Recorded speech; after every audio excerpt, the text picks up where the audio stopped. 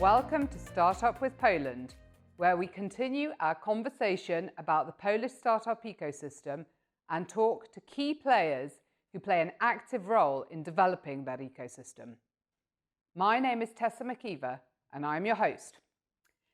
Now, today I'm joined by Przemek Budnicki, and Przemek's career has generally been rooted in the IT industry. He's also founded and invested in several startups, and he's a believer in the giver's gain approach and is a mentor for early stage startups. In particular, he loves to work on business models, monetizing, scaling, market strategies, describing bridgehead and target markets, sales automation, and communication and market entry strategies. So quite a bit range there. But Przemek's most recent project is called Bloomify Family. And I'm really interested to find out more. So let's talk to Przemek. Przemek, wonderful to have you with us here today. Thank you very much for the invitation. It's a pleasure for me. So, Przemek, tell me, what is Bloomify Family and what was your motivation to start this initiative? Well, it's quite interesting because Bloomify Family is not exactly a startup that's supposed to be a unicorn. Bloomify Family is a project that supports families, especially teenagers and their parents, to create better, positive bonds and communicate with each other. And you know, the problem and the idea that we came up with is a lot. It's rooted in our own lives that shows us that it's not easy to be a parent of the teenager, and very often when the child becomes 14 years old, and you know it gets own phone, keys for the house, and he can pay with the telephone, it disappears as a problem, and a lot of parents, they say, okay, right now he's almost adult and he's by himself, it will be okay, which is not, because 2 or 3 years later, very often it becomes very hard to cope with, and this is a real problem. And we found out there is not much and not many programs, not many help, let's say holistic help on the market. So we decided to support those parents. And do you think that mental health, especially in the family sphere, is a genuine problem, or I mean a bigger problem in today's, genuine maybe is the wrong way to put it, because of course it's a genuine problem, but a bigger problem than it used to be? Or is it simply that we talk about this subject more nowadays? Well, it was always a problem. Every day, every life, every years, decades, whatever. Teenagers, when they were growing up, they tried to rebel. They were having some issues with growing up and a lot of faults, etc. But I think a lot of elements changes, especially when we look at this COVID element, and especially when we look at the digital sphere,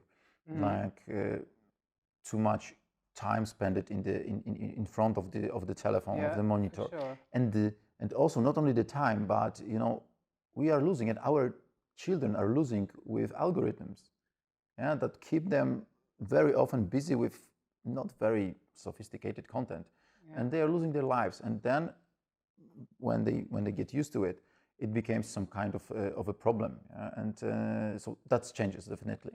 And what it does to our children? They became less responsive. They are more anxiety, and it's harder to talk to them. And additionally, because of those electronic ways to communicate, they have a harder job to do to create a good bonds with their friends. So, and what does it mean? It means that this problem, it will blow up in our family life if we don't look at it, and if we don't manage this stuff as a parent. Yeah, I mean, you know, I'm just thinking about my own family. I found that sometimes family members would be sending messages from their phones when we're all at home, rather than going into the other room, which is awful. Sometimes it is. I mean, sometimes, you know, you can have a call and say to your child, say, come for the dinner, because If you even shout it, he will not listen because of the headphones, whatever. I don't see a problem with that. Yeah, it's more like how to teach children to have a right time for the different activities. That's the problem. If you are all the time, like, you know, on the telephone, eating, teaching, doing everything. That's not only closes the doors to communicate. It makes something even more, because if you're in one place, let's say, like you've just thrown into this one hole, you don't have a space to get your head up and look around and then see your parent, your brother or sister. That's the problem, and so it grabs our attention. But this is only one element. Right now I focused on the teenagers, but the solution is not a teenager. The solution are us. And we have to understand that first element that have to change is the parents. But I was interested also, you know, to hear that Bloomify Family is available, of course, to individuals, but also to organizations, to companies. I mean, do you think that actually, you know, an employer also carries some sort of responsibility for the mental health of not only its employees, but also maybe their families, indeed? Yeah, that's, of course, this is an opinion. Yes. My opinion. I think, yes, it's very important for our employees to feel that company with some values that they claim really works the way. So if they say, I really care about you, so I can help you with your physical fit and give you multi-sport or some medical card, which is, let's say, a standard right now. So it's quite the same. If they say, okay, I can take some money and put it in some not very important for you stuff, so you can have the fruits on first day. But on the other hand, if they want to show, and they should take this, show this care about the employee and say, I know that this is important for you. For if you're a parent, that might be the problem. If you're not a parent, but for example, you have a pet, sometimes you can have a different kind of benefit. But it's definitely a well-spent money if you as an employer show that you care for your employers. And I mean, moving on, you know, from that theme of sort of caring about your employees' mental health, I was really interested to find out that apparently Poles work more than any other EU nation. I'm not sure if it's 100% true, but it's the statistic I've heard that here in Poland we work more than any other country in Europe. But you know, we hear more about 4-day week concepts and you know, flexible working, etc. What is your take on you know, these topics of, you know, how long we work, and how do you think they also impact on our mental health? Yeah, I think we work a lot, probably too much, but I would say it depends, because it's very a different element when you, for example, work in a shop, and different work if you're a freelancer or if you're I don't know, analyst, that you can maybe organize your work to be effective on the 4 days. I would say that is a very interesting concept, and it can work a lot. But more important is, what do you do with your spare time, for example? What's going to happen on this 5th day? Because if you spend it well for yourself, on your well-being, or your children or friends, whatever, so just take care of you, that would be meaningful. If we won't learn how to spend this time and we just, like, you know, sit on the couch, maybe it's not so valuable. But I would say that after the COVID, I think one element changed, which is, in my opinion, more impactful than 4-hour work week, 4-day work week. It's the way that we work. So everyone understood that you have some additional actions during the day that you just have to do. And in those COVID, you have to join work, and with taking care of the children, helping them to log into the school, and do a lot of elements. And of course, a lot of parents, they just were like moving their time zones to different hours, and it happens. Like about 2 weeks ago, I was with my son in the hospital, some kind of surgery, and this was children's hospital. And what was really striking me is like after 10 o'clock, the children almost all went to sleep, and in every room there was a person working on the laptop. Okay, so the parents were pulling out the laptops and the children went to sleep. And I think it is kind of a positive element, because it means that if the employer, of course, is okay with that, you can adjust the way you work to your life, and that would be something which I would call a better work-life balance. Yeah, no, that's definitely an interesting concept. And I think, there are so many stories about how people combined different elements, during the COVID period. It certainly, despite the mainly negatives, it taught us a lot. But Przemek, Bloomify Family isn't your first startup. You've been in the startup ecosystem in various forms for many years. And I'm really interested behind, what motivated you to be part of this world as opposed to, I don't know, going and working in a corporation and choosing a different career path.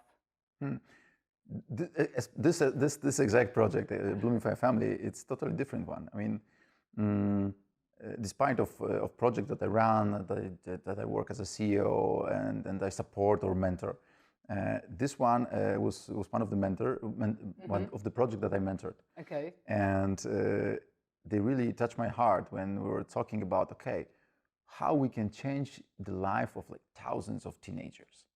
And that was really different than for like, let's make a big sales for the B2B.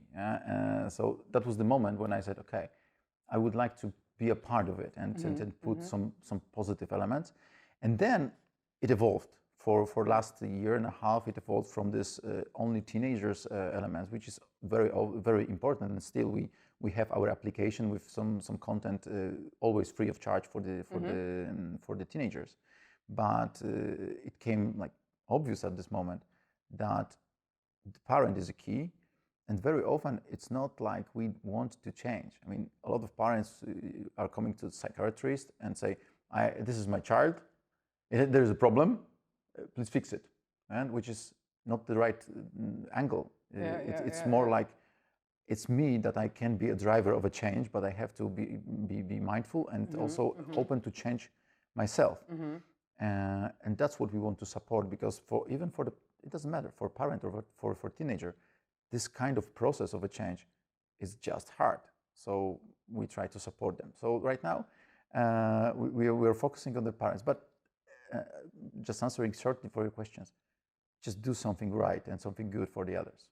Oh, well, that's, I think, wonderful that, and I think ultimately all of us would like to feel a sense of purpose, or I hope all of us, not I'm sure everyone, some people are motivated purely, I don't know, by money, but, having a sense of purpose and feeling a give back to the community and to society, I think is fantastic. But looking again at the wider Polish startup ecosystem, how do you see that it has evolved over the years? What changes do you perceive in that ecosystem? Which direction do you think it's going in?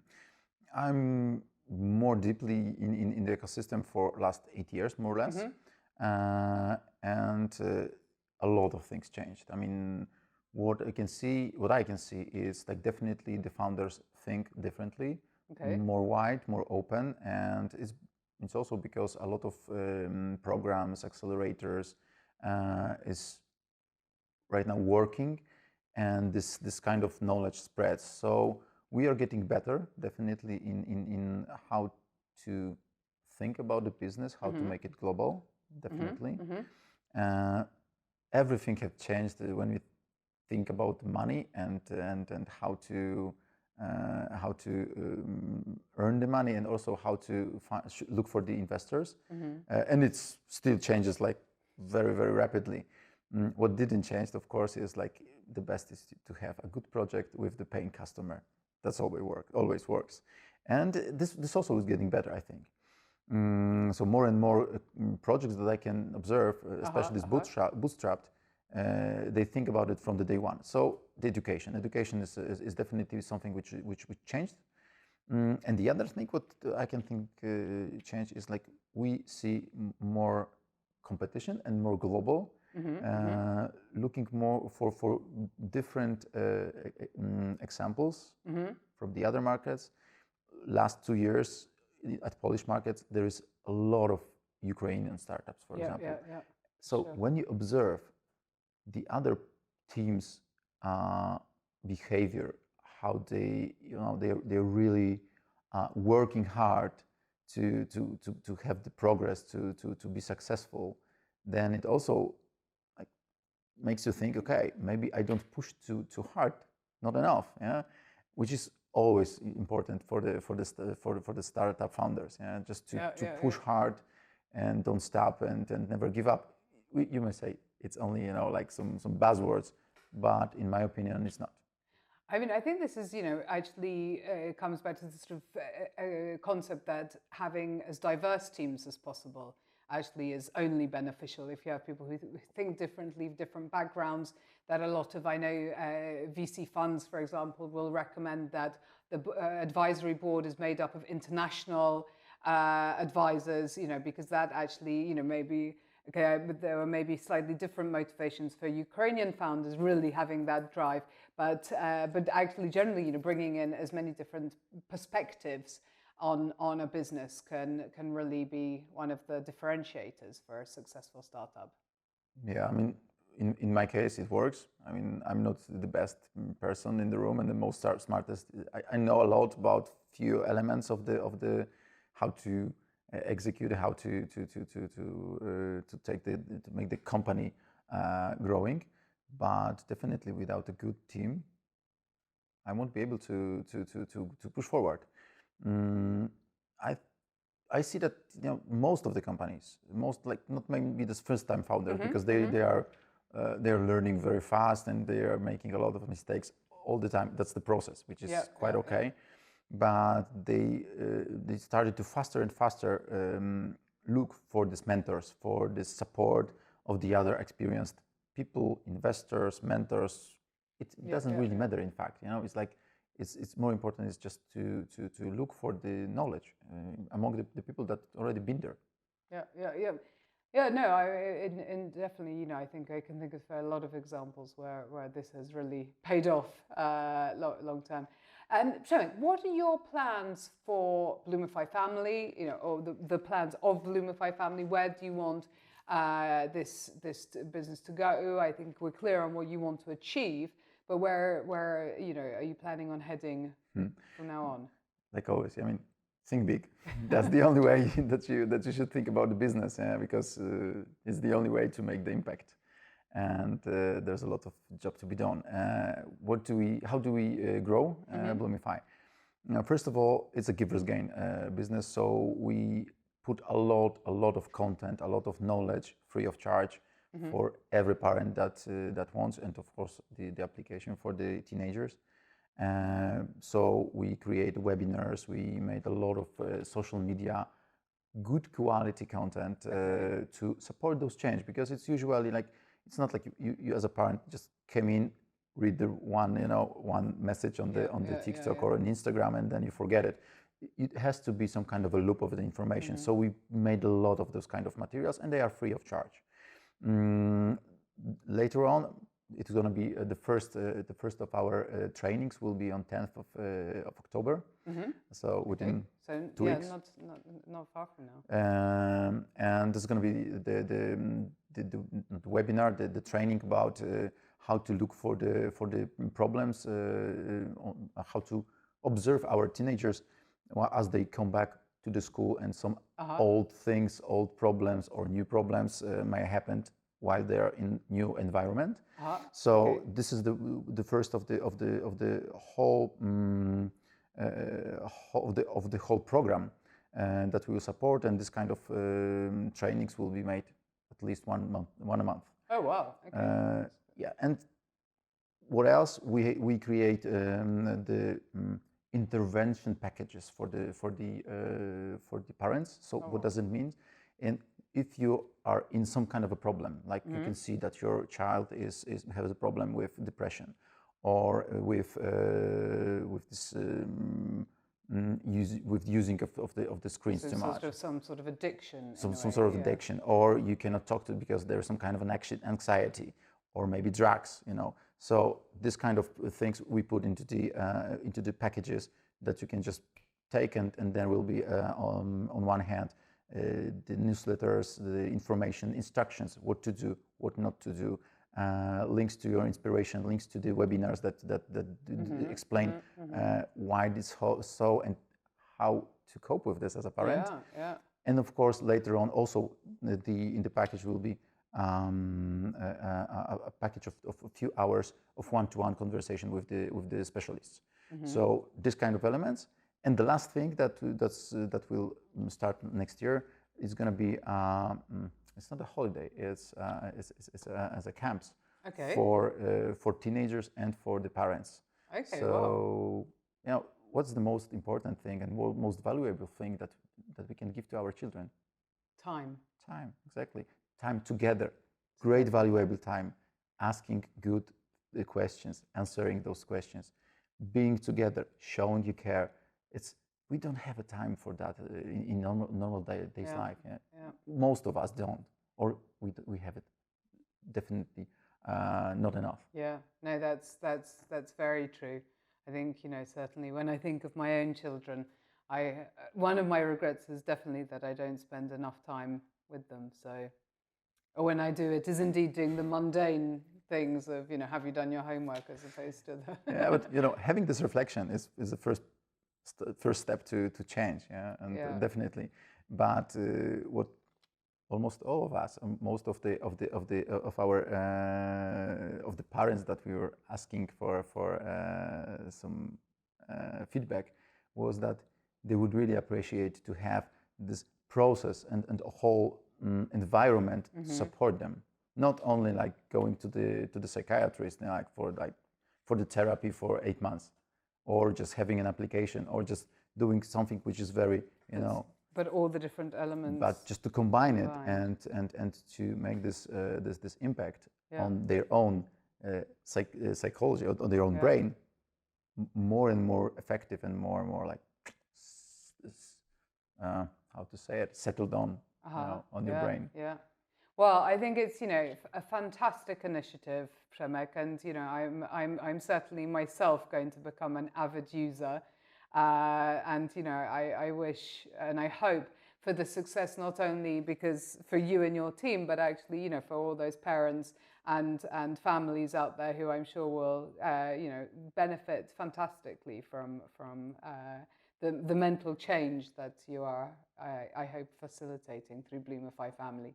So thank you so much, not only for being my guest, but for caring enough to be part of this. And good luck with it. Thank you very much, and please feel welcome to our webinars and all the things that we do. I'm sure that it's going to be beneficial for you and for each of the parents. So I hope that not only we, but also the people that are looking for us will join us. Please take a look on Bloomify Family, and definitely give us a feedback. What do you think about it? Yeah, that's the most important thing for us to learn how to serve better. Definitely. We will do, Przemek. Thank you very much. And to our listeners, thank you for being with us, and see you next time on Startup with Poland.